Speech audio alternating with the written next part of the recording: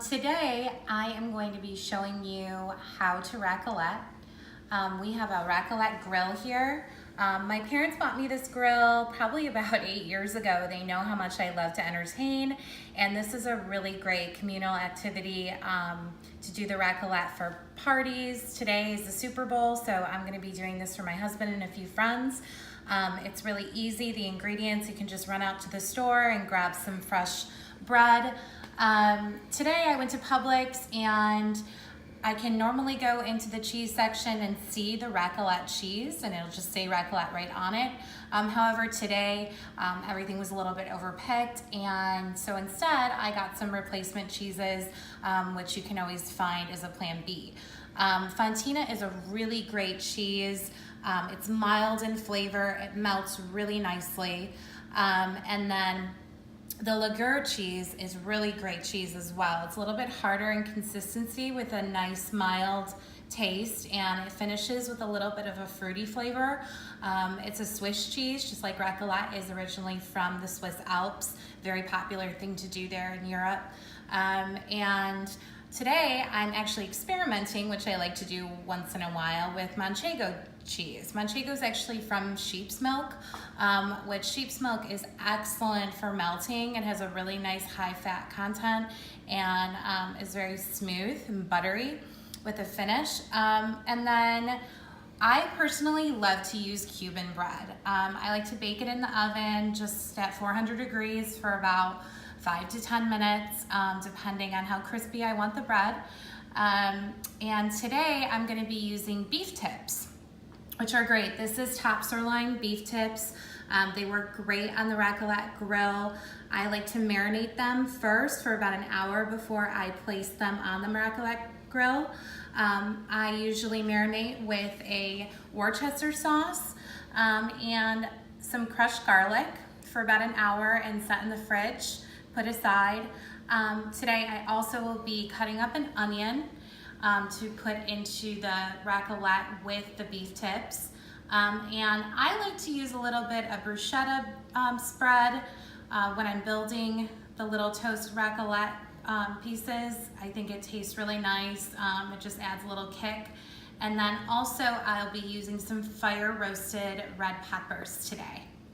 Okay, so I've gone ahead and cut up our Cuban bread. It's in the oven. I put it on 400 degrees for about 5 to 8 minutes, depending on how crispy you want it.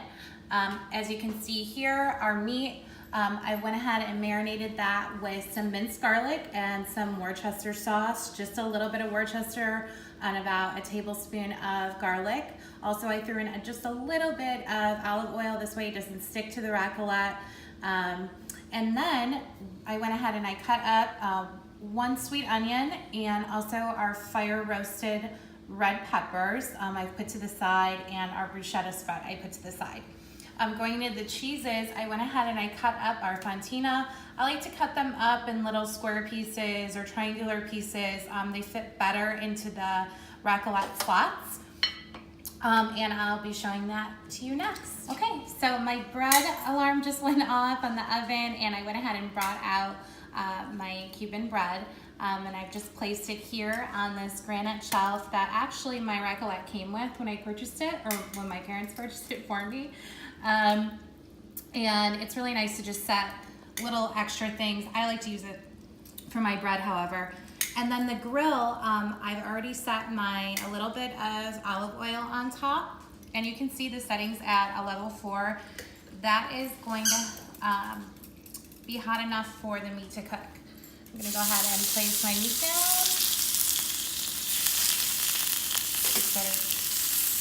And it's really fun too, because you can just kind of play with it, and it does cook up really quick too, which is nice. So you can adjust the temperature as you need to.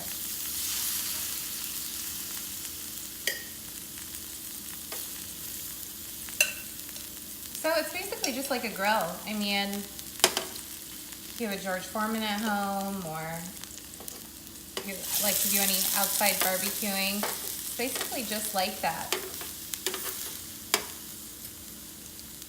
You can cook all the meat at once. I have a lot here, so I'll probably end up doing 2 batches. So I kind of like to just let that sit there and cook up, and then I'm gonna go ahead and flip it over. Okay, so I've got all of my meat basically cooked up now on the raclette, and my cheese is melting below.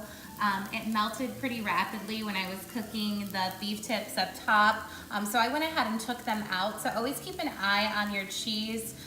You don't want it to overburn, and if it starts to melt too much, just take them out and pop them back in and turn the grill down. Right now, I'm gonna go ahead, now that my meat is cooked, and grab my fire roasted bell peppers and add them to the meat, and also my onions. And I am going to go ahead and just sort of mix that in and let that cook up really nice. I also like to add in just a little bit of olive oil on top of the vegetables and just sort of turn them, flip them. And then it's really nice because at this point I just like to put everything on low. And so from it being at a 4 for cooking everything, I turn it down to a 1. And it's really nice because everyone can just sort of come up at that point and take their bread, their bruschetta, smear a little bruschetta on top, take their cheese, and put the cheese on top of a crostani, and then go ahead and I put some forks out, of course, and they can just sort of take right off the grill. And it's really a tasty little appetizer. So I hope that this helps you to understand how raclette works. There's so many different amazing things that you can do with raclette. This is one of my favorite appetizers that I like to use it for. I hope you enjoyed the video, and thanks for visiting the Raclette Hub.